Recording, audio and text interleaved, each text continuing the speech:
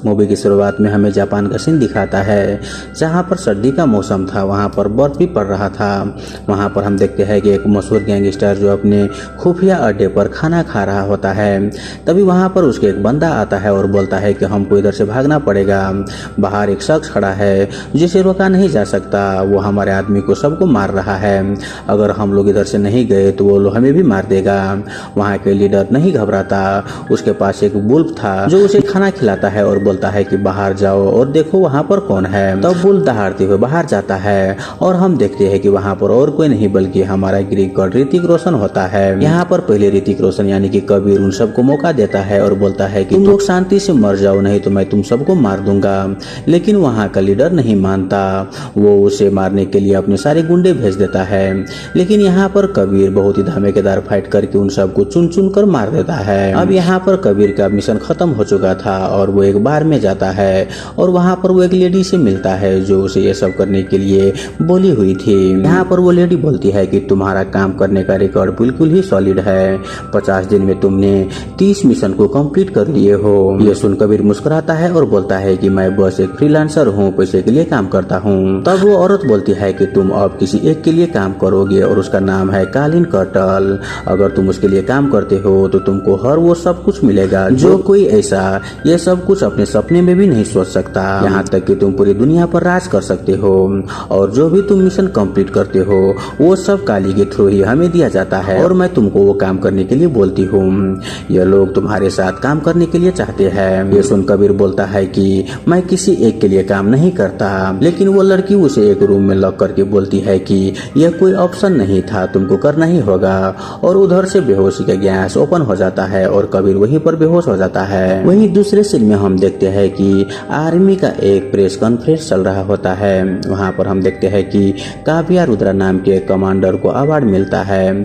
उसने अपने कामों में बहुत ही बेहतरीन स्कोर किया है, इसी के चलते उसे वहां पर सम्मानित किया जाता है। और काव्या और कोई नहीं बल्कि कर्नल रुद्रा की बेटी होती है। कर्नल रुद्रा को अपनी बेटी के ऊपर बहुत ही गर्व होता है क्योंकि उसने अपनी बेटी को भी सिखाया होता है कि सबसे पहले देश आता है। तभी हम देखते हैं कि पार्टी के बीच में ही उसके पास एक कॉल आता है। तब उसकी बेटी समझ जाती है कि उसके पापा का इम्पोर्टेंट कॉल है। वहीं बाहर आकर कर्नल पत्रा अपनी एयरपीस लगा लेता है।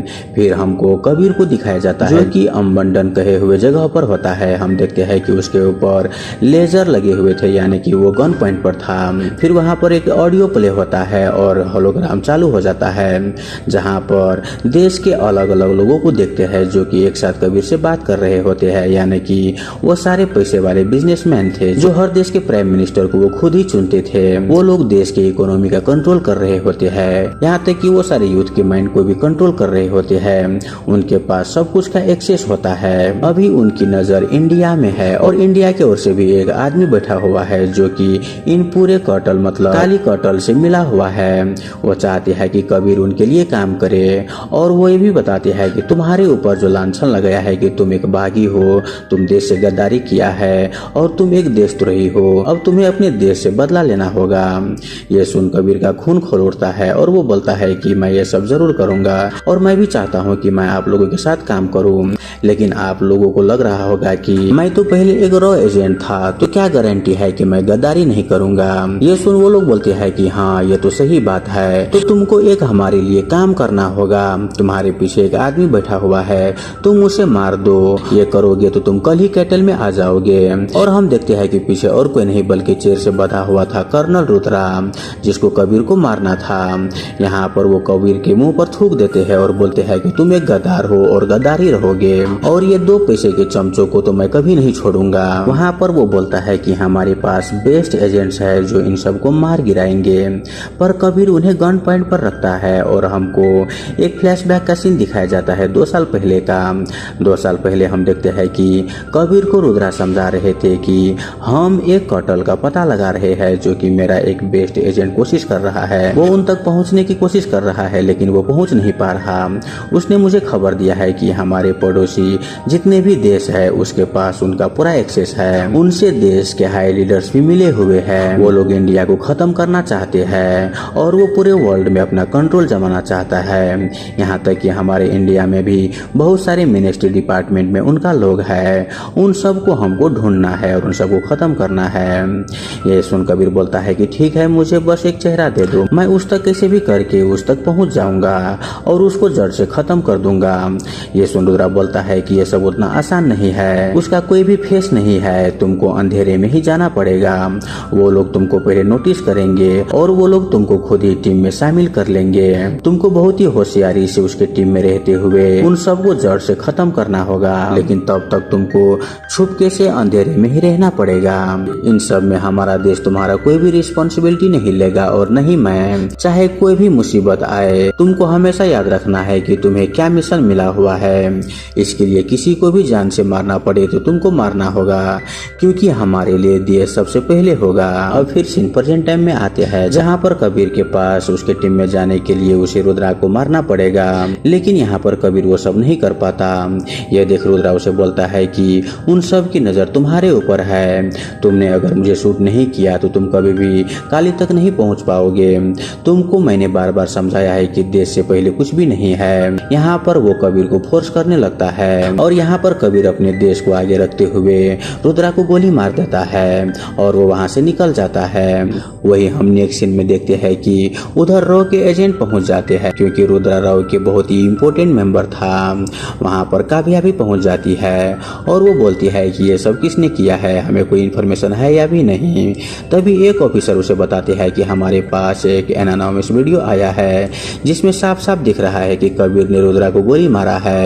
यह देखकर काव्या शॉक हो जाती है। वहीं दूसरी ओर हम जानते हैं कि कबीर का प्रमोशन मिल चुका होता है, क्योंकि उसने रुद्रा को मारकर उन सब का दिल जीत लिया था। यहाँ पर उसका पूरा चेकअप होता है। फिर वो जाता है काली कटल से मिलने के लिए, जो इंडिया की ओर से काली कर संभाल रहा होता है। यहाँ पर वो उससे मिलता है और वो जानता है कि वो कोई नहीं बल्कि गौतम गुलाटी होता है, जो कि बहुत ही बड़ा बिजनेसमैन होता है। उसने अपना पूरा चेहरा छुपा कर रखा था, लेकिन कबीर जब उसके सारे टेस्ट पास कर लेता है तब वो अपना चेहरा दिखाता है और बोलता है कि आज से तुम काली के लिए काम करते हो, जैसे मैं एक कर्ण हूँ काली के लिए, तुम भी आज से कली के लिए एक कर्ण हो।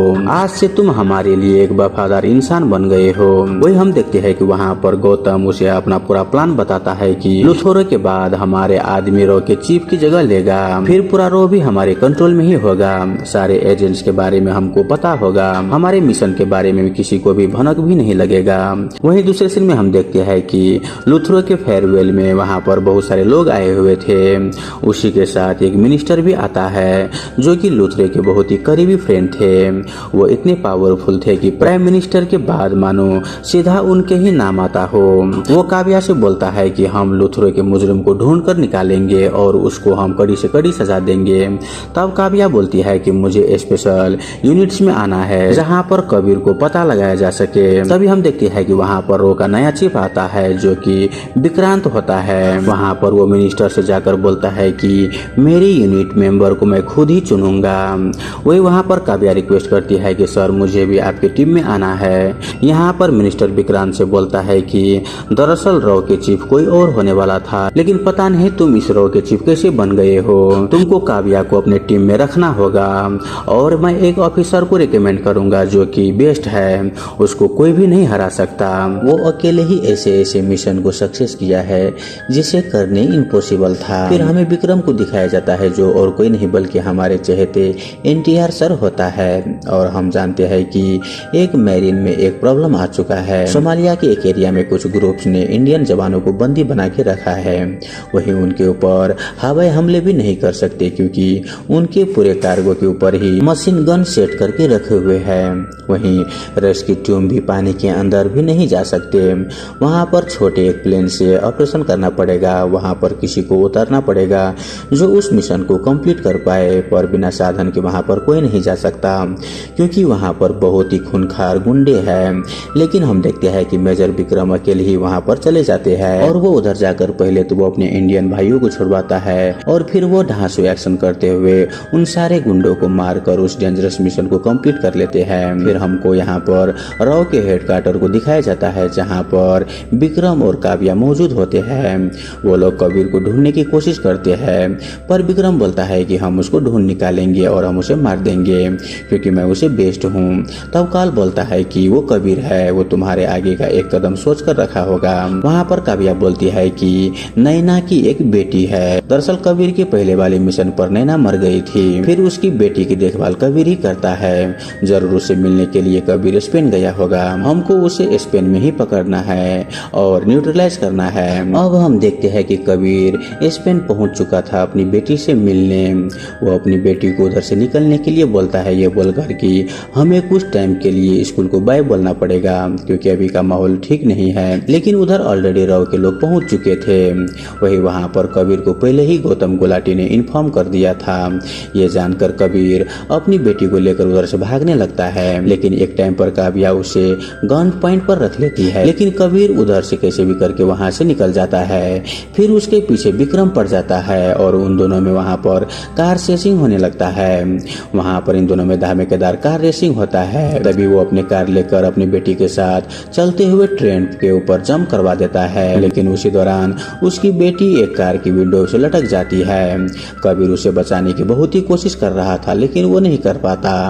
तभी हम देखते हैं कि वहां पर विक्रम कूदता है। सबसे पहले वो उसकी बेटी को बचाता है और वो उन दोनों को कार के अंदर डाल देता है। तभी वहां पर विक्रम जानता है कि ट्रेन का ब्रेक फेल हो चुका है और ट्रेन के सामने टनल भी आ चुका था। अब यहाँ पर ट्रेन की बहुत ही बड़ा हादसा होने वाला था। तभी वहाँ पर विक्रम और कबीर दोनों ट्रेन के इंजन से बोगी को अलग कर देता है और फिर कबीर पानी में कूदते हुए विक्रम को चकमा देकर अपनी जान बचा लेता है। अब यहाँ पर हम देखते हैं कि कबीर गुलाटिया से मिलता है और पूछता है कि तुम्हें कैसे मालूम चला कि मेरे पीछे रो वाले पड़े हुए हैं। तब वहाँ पर वो बोलता है कि रो में हमारे आदमी भी है और हम लोग कोशिश कर रहे हैं कि हमारा एक आदमी मिनिस्ट्री पर भी हो और हम लोग मिलाई सारंग को कांटेक्ट करने की कोशिश कर रहे हैं, लेकिन वो देश से गद्दारी नहीं करेगा, लेकिन हमें उसको सबक सिखाना ही पड़ेगा। जब उसके भाई कल्पेश सारंग अपने प्राइवेट प्लेन से अपनी फैमिली के साथ निकलेगा तब तुम उसके सारे फैमिली को मार देना, तभी उसको सबक मिलेगा और उसके भाई मजबूरन हमारे साथ देगा क्योंकि नेक्स्ट प्रेसिडेंट वही बनने वाला है और इस तरह से हमारा पूरा कंट्रोल उस देश पर हो जाएगा। वही यहाँ पर कबीर उस दिन को याद करते हुए सोचने लगता है कि विक्रम बहुत ही अच्छा ऑफिसर है, उनको सब कुछ बताना ही चाहिए। तब वो अपनी बेटी के इंस्टाग्राम से लॉगिन होता है और वो एक मैसेज अपनी बेटी के दोस्त को भेजता है क्योंकि वो जानता था कि विक्रम उसको ट्रैक जरूर कर रहा होगा और ऐसा ही होता है। वो दोनों अपने बताए हुए एक लोकेशन पर पहुंचता है और दोनों पहली बार आमने सामने होता है। वो दोनों एक दूसरे से बात करता है। यहाँ पर कबीर पूरा घटना बताता है कि उस दिन कर्नल लूथर को उसने क्यों मारा है, क्योंकि उन्होंने ही उसे इस मिशन के लिए भेजा था और इसी कारण से उसे कर्नल लूथर को मारना पड़ा और इसी कारण से वो इस गैंग में ज्वाइन हो चुका है और काली तक उसके हाथ पहुंचने ही वाले हैं। वहाँ पर वो बोलता है कि हम लोग कल्पेश सारंग पे तो हमला करेंगे ही, लेकिन उनको बचाओगे तुम और मुझे भी रोकोगे तुम ही, और इस तरह से हम किसी बेगुनाह को मरने से बचा सकते हैं। देश में अभी भी बहुत ही ईमानदार पॉलिटिशियन है जो देश के बारे में बहुत ही सोचता है, उनके फैमिली को हम कुछ नहीं होने देंगे। वही विक्रम भी उसके बात मान लेता है और हम नेक्स्ट सीन में देखते हैं कि प्लान के हिसाब से उस प्लेन में हमला करता है कबीर के लोग यानी कि काली के लोग और उनको रोकने के लिए वहाँ पर विक्रम आता है। वहीं एयर होस्टेज भी पहले ही इन लोगों के साथ मिला हुआ था और उन्होंने खाने में सबको बेहोशी का दवाई मिला दिया था। वही माहौल अच्छा देखकर विक्रम कल्पेश सारंग के प्लान के हिसाब से बचा लेता है, लेकिन तभी वहाँ पर पूरा पासा ही पलट जाता है। विक्रम कबीर को गन पॉइंट पे रखते हुए कल्पेश के उसके सारे फैमिली को वो मार देता है और वो कबीर को भी मारने वाला था, लेकिन वो बोलता है कि तेरी मौत अभी नहीं है, तेरी मौत बाद में होगा कब्बू, और ये बोल के वो उसे प्लेन से फेंक देता है। वही कब्बू नाम सुन के कबीर शॉक हो जाता है और उसके आंखों में आंसू आ जाता है। वही हम देखते हैं कि विक्रम के आंखों में भी आंसू आ चुका था। यहाँ पर विक्रम पैराशूट की मदद से उसे नीचे फेंक दिया था। फिर हमें फ्लैशबैक का सीन दिखाया जाता है 1998 का, जहाँ पर हमको मालूम चलता है कि कब्बू यानी कि कबीर अनाथ होता है। दरअसल उसकी माँ मर चुकी थी और उसके फादर ने सुसाइड कर लिया था। अच्छे फैमिली के होने के बावजूद भी मकान मालिक ने उसे घर से निकाल दिया था और वो सड़क पे ही भटकने लगा। लेकिन एक दिन रास्ते में उसके ऊपर अटैक हो गया था, लेकिन वहाँ पर विक्रम आकर उसे बचा लिया क्योंकि वो भी सड़क में ही रहता था और वो इस तरह से दोनों बहुत ही अच्छे दोस्त बन गए। आगे जाके उन्होंने बहुत सारे छोटी मोटी चोरियां भी किया, फिर उनको जबीनल में डाल दिया। वहीं एक दिन कर्नल रुद्र वहाँ पर आए थे इन लोगों को रिक्रूट करने के लिए। वहाँ पर वो बताता है कि देश के लिए तुमको कुछ करना पड़ेगा। फिर इन लोगों के बीच में एक कंपटीशन करवाया जाता है जहाँ पर पर विक्रम और कब्बू फर्स्ट आए थे, लेकिन सिलेक्ट हो जाता है कबीर, विक्रम नहीं, क्योंकि विक्रम सबसे पहले अपने आप को रखता था लेकिन कबीर सबसे पहले देश को आगे रखता था। वही वहाँ पर विक्रम कर्नल रुद्रा को फॉलो ही नहीं करता था, उसको बहुत ही ज्यादा पैसा कमाना था और वो किसी का गुलामी नहीं करना चाहता था। विक्रम उस जुवेनाइल से भागने का सोच लिया और वहीं कबीर का ट्रेनिंग शुरू हो जाता है। विक्रम अपने साथ अपने दोस्त कबीर को भी जाने के लिए बोलता है, लेकिन कबीर बाहर नहीं जाता है। वो बोलता है कि 6 महीने और तू रुक जा और खुद के ऊपर काम कर, तुझे कर्नल सर अपनी टीम में जरूर रखेगा। लेकिन विक्रम को अपनी दोस्ती से भरोसा उठ जाता है और वो अकेला ही उस जुवेनाइल हॉल से भाग जाता है। अब यहाँ पर कबीर को मालूम चल चुका था कि वो बस एक मोहरा था, असली में गेम कुछ और ही चल रहा था। वो गौतम गुलाटी तक पहुँचता है उसे खत्म करने के लिए, लेकिन तभी वहाँ पर विक्रम आ जाता है और वो गौतम को अपने हाथों से मारता है, क्योंकि उसको काली के एक चेयर की जगह चाहिए था जो कि इंडिया को संभाले। और वहीं कबीर को वो वहाँ पर गोली मारता है और ये बोलता है कि गौतम को तूने मारा है, जो कि देश का जाना माना बिजनेसमैन है। वैसे भी तू एक भगोड़ा था, लेकिन आज तुझे देश गद्दार करार देगी और मुझे मेडल पहनाएगी, क्योंकि मैं काली के साथ काम कर रहा हूँ। तो मैं इस तरह से इंडिया को भी संभाल लूंगा। फिर कुछ दिनों के बाद काली को आउट करके मैं खुद ही पूरे वर्ल्ड पर राज करूंगा और मैं देश का प्राइम मिनिस्टर भी खुद ही चुनूंगा, क्योंकि अभी जो करंट प्राइम मिनिस्टर है वो मरने वाले हैं। ये सुनकर कबीर जैसे तैसे करके अपनी जान बचाकर वहाँ से भाग जाता है, क्योंकि उसे प्राइम मिनिस्टर को भी बचाना था। फिर कबीर काव्या को कांटेक्ट करता है और वो दोनों बहुत सालों के बाद एक जगह पर मिलने वाले थे। दरअसल जब वो पहली बार मिले थे तब उनका ब्रेकअप हो चुका था। काव्या ने मैरिज के लिए कबीर को पूछा भी था। दरअसल काव्या और कबीर बहुत टाइम पहले ही एक दूसरे से प्यार करते थे। कर्नल रुद्रा ने कबीर को रो के लिए चुना था, जिसका कोई भी आइडेंटिटी नहीं होता, और इसीलिए उन दोनों के बात आगे नहीं बढ़ा। कबीर देश के लिए अपने आप को आगे रखते हुए उसने रिलेशनशिप को कंटिन्यू नहीं किया। खैर यहाँ पर कबीर काव्या से मिलता है और उसे सारा कुछ सब कुछ सच सच बता देता है कि उसने उसके फादर को क्यों और किस वजह से मारा। वहाँ पर यह भी बता देता है कि हमें प्राइम मिनिस्टर को बचाना है। तब वो जानते हैं कि एक कॉन्फिडेंस के लिए वो वहाँ पर जा रहा है, इसीलिए वो लोग सारंग को सब कुछ बता देता है। वहीं सारंग उसका लोकेशन पूछकर वहाँ पर कुछ चाइनीज गुंडे को भेज देता है। ये देखकर कबीर समझ जाता है कि सारंग भी उससे मिला हुआ है। वही यहाँ पर वो सारे गुंडे आकर इन दोनों को घेर लेते हैं। तभी वहाँ पर राव के चीफ विक्रांत कल आता है और वो वहाँ पर आकर उसे बचा लेता है। वहाँ पर वो बताता है कि काव्या के फादर के सबसे भरोसेमंद शख्स पहले मैं ही था और मैंने ही काली के सारे अपडेट उन्हें दिया था। तभी वहाँ पर सारंग के गुंडों को कबीर पकड़ लेता है और उसे फोर्सफुली अपने गैंग को इन्फॉर्म करवा देता है कि कबीर और उसके साथ ही मारे गए हैं। वहीं ये जान विक्रांत बहुत ही खुश हो जाता है, क्योंकि उसका प्लान यह होता है कि वहाँ के करंट मिनिस्टर को मारकर वो सारंग को वहाँ के मिनिस्टर बना देगा, जिससे वो काली तक आसानी से पहुँच जाएगा और बाद में वो काली को हटाकर खुद ही वर्ल्ड के किंग बन जाएगा। लेकिन होता है इसका जस्ट ऑपोजिट। जब विक्रांत सारंग को मारने के लिए आता है तभी वहाँ पर कबीर विक्रांत से पहले ही आकर सारंग को मार चुका था। वहीं विक्रांत के आने पर वो उसके चेस्ट के बाजू में एक बुलेट से शूट कर देता है, ये बोलकर कि तू इससे मरेगा नहीं बल्कि तू थोड़ा सा इंजर्ड हो जाएगा, लेकिन काली के लोग तुझे नहीं छोड़ेगा। वहीं हॉस्पिटल में काली के लोग उसे मारने के लिए आते हैं, लेकिन विक्रांत उन सारे आदमियों को बहुत ही आसानी से मार गिराता है और वो कबीर को कॉल करके बोलता है कि क्यों ना हम आमने सामने करके ये डिसाइड कर ले कि हम दोनों में से बेस्ट कौन है। वहीं कबीर भी उसकी बातों को मानकर वो दोनों आमने सामने हो जाते हैं। वहीं उधर प्राइम मिनिस्टर को देश से बाहर ले जाने के लिए काव्या और कॉल लग जाते हैं। एयरपोर्ट के दौरान उन पर बहुत ही हमला भी होता है, लेकिन वो लोग कैसे भी करके मिनिस्टर को प्लेन में बैठाकर वहाँ से निकल जाते हैं। वहीं इधर हम देखते हैं कि कबीर और विक्रांत आमने सामने होकर एक दूसरे से बहुत ही धमाकेदार फाइट करने लगते हैं, लेकिन होते हैं तो ये दोनों जिगरी दोस्त ही। यहाँ पर जब भी दूसरा कोई घायल होता है तो एक दोस्त को बहुत ही बुरा लगता है। यहाँ पर कबीर के हाथों ही विक्रम बहुत ही घायल हो चुका था, लेकिन कबीर उसे मरना नहीं देना चाहता, वो अपने दोस्त को बचा लेता है। वहीं इधर हम देखते हैं कि मिनिस्टर भी अपने देश में सही सलामत पहुंच जाता है। वहाँ पर मीडिया के सामने कॉल एक स्टेटमेंट देता है कि कबीर इन सारी चीजों का रिस्पॉन्सिबल है, लेकिन हमारा एक स्पेशल ऑफिसर विक्रम शहीद हो चुका है। वहीं दूसरी जगह हम देखते हैं कि कबीर और विक्रम एक डेडली मिशन पर निकल चुके थे।